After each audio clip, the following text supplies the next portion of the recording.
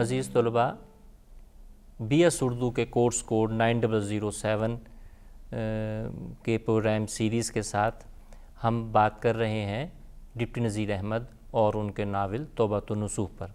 ہم ابھی تک نذیر احمد کے مختلف ناولوں کے مختصر ان کے پلاٹ کے بارے میں آگاہی حاصل کی، اور ہم نے تفصیلی جو ہے بات کی توبۃ النصوح کے خلاصے پر۔ اب ہم آہستہ آہستہ ہم اس ناول کے جو خصوصیات ہیں ان کی فکری اور فنی، اس کو پہ کچھ نہ کچھ بات کریں گے اور اس کو کھولنے کی کوشش کریں گے، سمجھنے کی کوشش کریں گے۔ تو پہلے ہم بات کرتے ہیں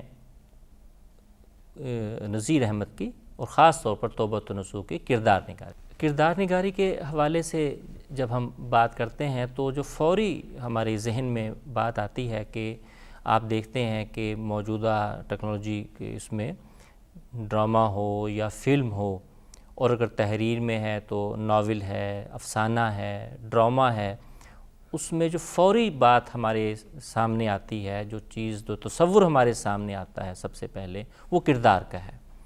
یعنی تصور ہی نہیں کیا جا سکتا، چاہے تحریر ہو یا اس تحریر پہ مبنی کوئی اس کو فلم بنا لی جائے، ڈرامہ بنا لیا جائے، تو کردار کے بغیر ممکن نہیں کچھ بھی۔ لہٰذا ایک مرکزی چیز ہم سمجھتے ہیں کہ کردار ہے۔ اب کردار جتنے اچھے، جاندار ہوں گے، اسی حساب سے ہم کہیں گے کہ یہ ایک اچھا کامیاب ناول ہے، افسانہ ہے۔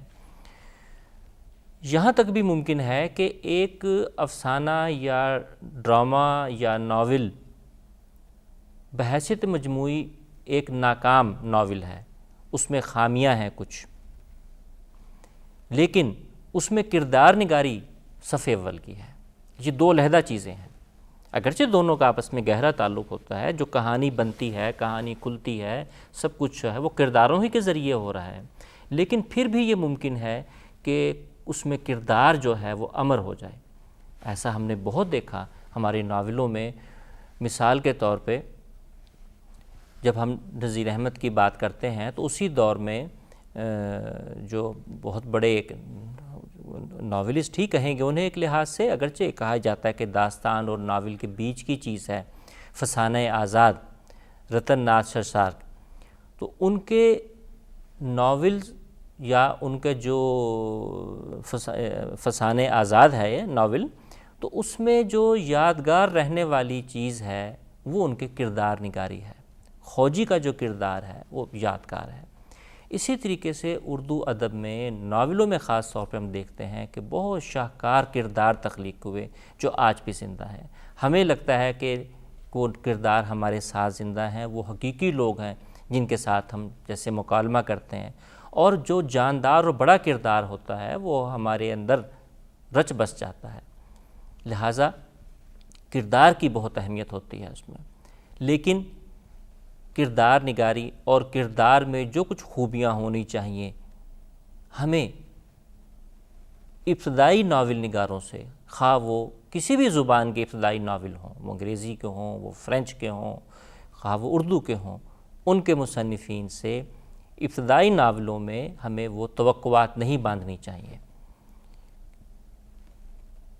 نذیر احمد جب میرۃ العروض تحریر کیا تو ان کے پیش نظر بہرحال یہ بات نہیں تھی کہ وہ ایک شاہکار ایک ناول لکھ رہے ہیں کہ اس کے کردار جو ہے وہ لافانی بن جائیں گے۔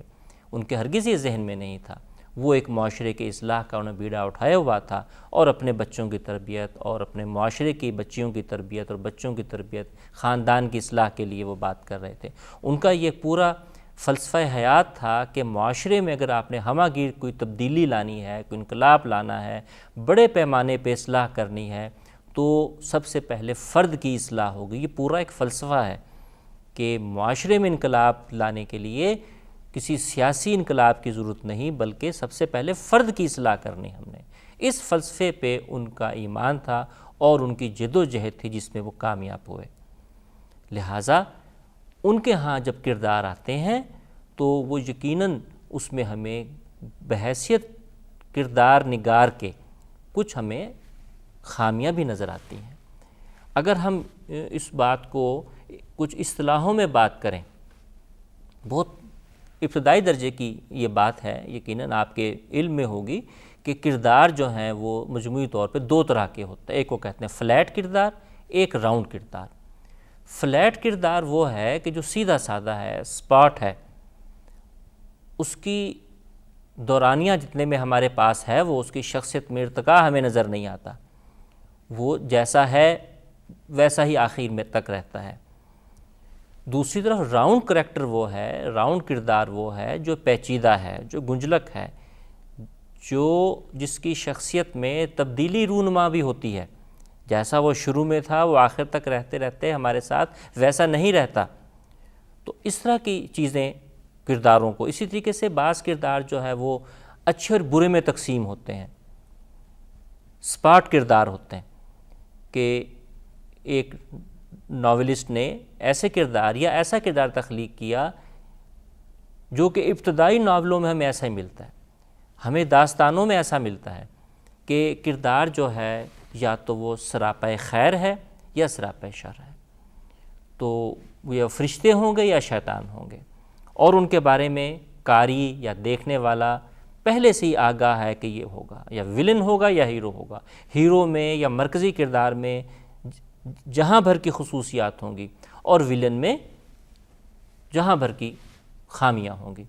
تو اس طریقے سے جب کردار ہوں گے تو وہ، کیونکہ نذیر احمد کا جو مقصد ہے وہ ایک اصلاحی ہے، وہ معاشرے کی اصلاح کر رہے ہیں، انہوں نے کچھ خامیوں کو نشان زد کرنا ہے، خواہ وہ نشانیاں معاشرتی ہیں یا وہ انسانوں کے اندر ہیں. اپنی بات کو انہوں نے ثابت کرنے کے لیے، اپنے موقف کو سامنے لانے کے لیے انہوں نے کرداروں کا سہارا لیا، اور کرداروں سے وہ باتیں کہلوائی جو وہ خود کہنا چاہتے ہیں. لہٰذا ان کے جو کردار ہیں ہمیں سپاٹ نظر آتے ہیں.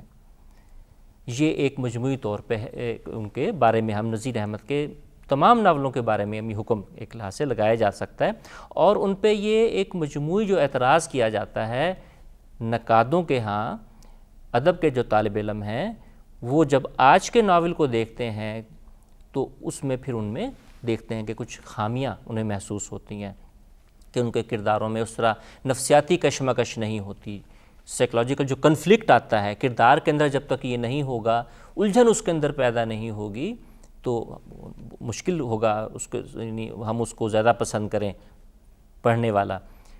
لیکن ہمیں یہ مد نظر رکھنا چاہیے کہ میرۃ العروس جو ہے وہ 1869 کو منظر عام پر آتا ہے، جب ابھی داستانوں کا دور تھا. ہمیں یہ بات فراموش نہیں کرنی چاہیے، یہ وہ دور تھا جب ہندوستان میں داستانیں سنائی جا رہی تھیں. یہ وہ دور تھا جب نوابین کے ہاں داستان گو موجود ہوتے تھے، جو مہینوں سالوں تک ان کی داستانیں جو ہے چلا کرتی تھی. حتیٰ کہ 1920 اور 30 کی دہائی میں بھی طلسم ہوش ربا کی جلدیں چھپتی رہی ہیں، انہی داستانوں کو بعد میں تحریری شکل میں لایا گیا. ایسے دور میں آپ یہ دیکھیے کہ کتنا بڑا کارنامہ ہے نذیر احمد کا، کہ آج بھی جب ہم ناول کی بات کرتے ہیں یا نذیر احمد کی بات کرتے ہیں تو نذیر احمد کے کردار نکل کر سامنے ہماری آنکھوں کے سامنے آ جاتے ہیں. ہمیں لگتا ہے کہ اکبری اور عسکری یہیں کہیں میرے آس پاس ہیں. مجھے لگتا ہے کہ ابن الوقت کا کردار آج بھی موجود ہے. ابن الوقت نام سے دیکھیے، جو موقع شناس ہے، موقع پرست ہے، وہ ہر نئی چیز کو اپنانے کی کوشش کرتا ہے. وہ افادہ پرست انسان ہے جو ہر اس چیز کی طرف لپکتا ہے جس میں فائدہ محسوس ہوتا ہے، اور فائدے کی بہت محدود ڈیفینیشن ان کے نزدیک ہے. آج بھی یہ سوال جب ہمارے سامنے آتا ہے کہ جدید اور قدیم معاشرے کی جو کشمکش ہوتی ہے تو وہ کردار ہمارے سامنے آتے ہیں، وہ بھی نذیر احمد کے کردار سامنے آتے ہیں.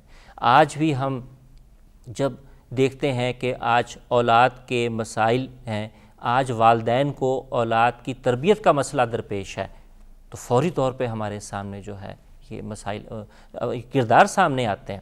ہمارے سامنے کلیم آتا ہے نکل کے سامنے جو ہے. آج جب معاشرتی اصلاح کی باتیں ہوتی ہیں، آج بیوہ کی شادی کی بات ہوتی ہے، تو یامی کا جو کردار ہے بہت مضبوط کردار ہے. تو اس طرح یک طرفہ طور پر یہ نہیں کہا جا سکتا بہرحال کہ نذیر احمد جو ہیں ان کے کردار بہت کمزور ہیں یا فلیٹ ہیں. چند کردار ایسے ہیں بہرحال کہ جو ہم یہ کہہ سکتے ہیں کہ وہ جو اعتراضات مجموعی طور پہ نذیر احمد پہ ہیں وہ ان سے آگے جاتے ہیں، اور وہ باضابطہ ایک اچھے کریکٹرز جو ہیں ناول کے وہ ہمارے سامنے نکل کے آتے ہیں۔ عزیز طلبہ، یہ چند بنیادی باتیں تھیں کردار نگاری کے حوالے سے اور نذیر احمد کی کردار نگاری کے حوالے سے۔ ہم اپنی بات کا سلسلہ جاری رکھیں گے، اور اب ہم دیکھیں گے کہ توبہ و نصوح کے جو کردار ہیں ان میں کیا خوبیاں اور خامیاں ہیں۔